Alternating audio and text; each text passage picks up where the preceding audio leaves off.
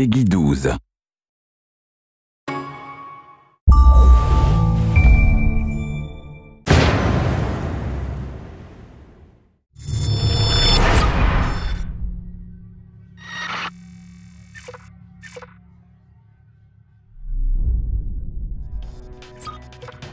Hello, I'm Julian Gollop. Welcome to the Ghost Recon Shadow Wars gameplay video 1. I'm going to take you through one of the missions later in the game. We've got two ghosts in this mission. First one is Banshee, she's a Recon class. And we've got Duke, who's a Commando class. Our objective is to get to this door from the end of the corridor here and open it.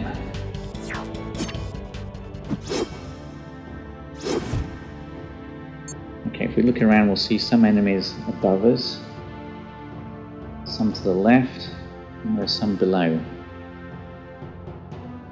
Fortunately, our guys are armed with some pretty heavy weapons. It's a turn-based game, so I'm going to select Banshee here. I'm going to move her up to attack some enemies on the left.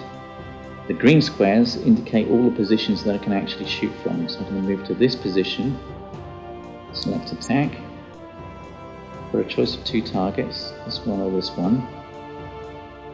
The bar above the enemy's head indicates possible damage. Red is certain damage, and the orange part is possible damage, and the green part is what he's going to be left with. So let's select attack and see what happens. Okay, he's taken 12 hit points damage, he's half dead. Banshee has finished moving, so I'm going to move over and select Duke. Again, the green squares show where I can attack from. I'm going to bring Duke up near to Banshee. Select attack. Now, if I select this target, there's a possibility that I'm going to kill him. The orange part of the bar above the enemy's head indicates possible damage, so he may stay alive. This guy I don't stand a chance of killing. The red lines indicate possible return fire. I'll show you what that means in a bit. Let's just go ahead and attack with Duke. Unfortunately the enemy remained alive, and I got return fire from both of them. This is very important tactically to take into account return fire when you're attacking. At the moment it doesn't matter too much because my guys are very tough, and Duke is taking just a little bit of damage.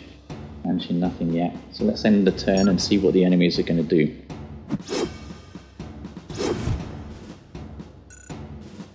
Okay, it looks like they've noticed us. A couple of enemy assault troops moving up next to the turrets.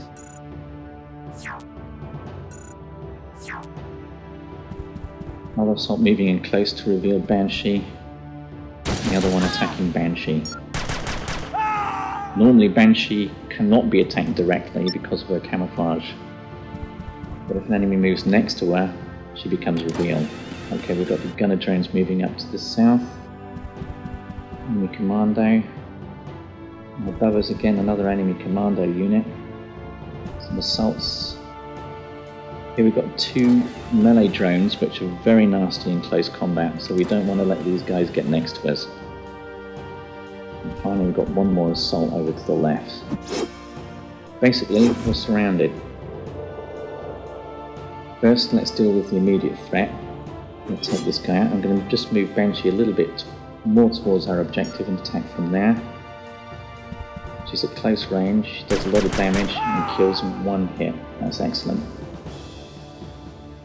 Now Duke is free to launch his attack over here. When I select Duke, I'm going to switch to his secondary weapon, which is a shoulder-launched missile launcher. I can't move so far and attack. And if I move here, select attack, I can launch an attack on the line here. It's an area effect weapon, so I should be able to affect 3 targets. Let's see what happens. Excellent, I've taken out one of the turrets and 2 of the defending guards are seriously injured. Let's see what the enemy can respond with. Assault's moving up closer, but they're not in range to attack yet.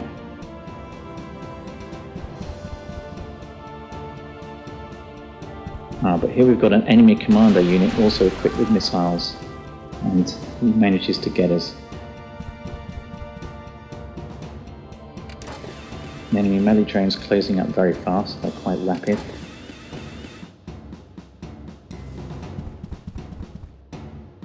So now I've got to be careful. I'll stick with the main objective. I'll get Banshee probably to attack the guys over on the left. So let's select Banshee. Banshee is equipped also with a secondary weapon. I'll switch to it now. This is an EMP grenade. It's very effective against enemy drones and turrets, but will also do a reasonable amount of damage to enemy soldiers. So again, if I launch in the middle here, back from this position and see what I can do. Should be able to take most of them out. Yes, excellent, all three are gone. Now this leaves Duke to choose where to attack next. It's a big choice of targets. And now I will probably launch an attack here. So what I'll do is I'll move this way a little bit and I'll select attack position. This means I can select any position in the red area. I can place it here, and because of the area effect it should affect both those enemies. Let's see.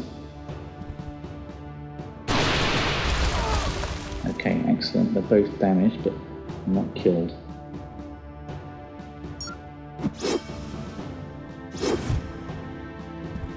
Finally, an enemy assault's got up onto the main passage.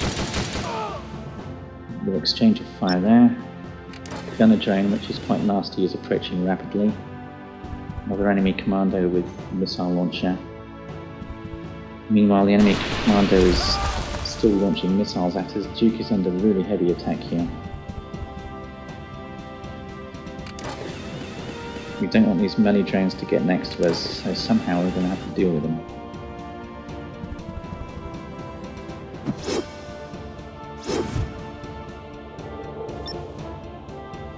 Now, fortunately, Duke is now powered up. Whenever you attack an enemy or kill him, you get some power points. If you look at the blue bar on the bottom left, you'll see it's at 100%. So I'm going to make good use of my power attack. Let's select Duke first. I'm going to launch the power attack into the middle of these guys here. If you move the camera a little bit, you can see they're reasonably well bunched up. And get some return fire from that position. Maybe I can move here, I won't get any return fire.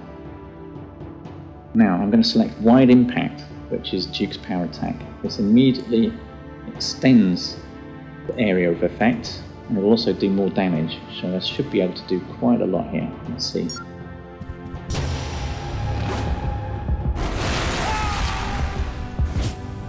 I've taken out 4 enemy targets in one hit, which is absolutely excellent.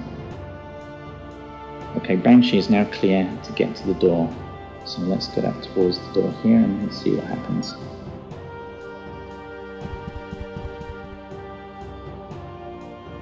Oh dear, on the other side of the door we've got a whole load of trouble, a lot of enemy drones.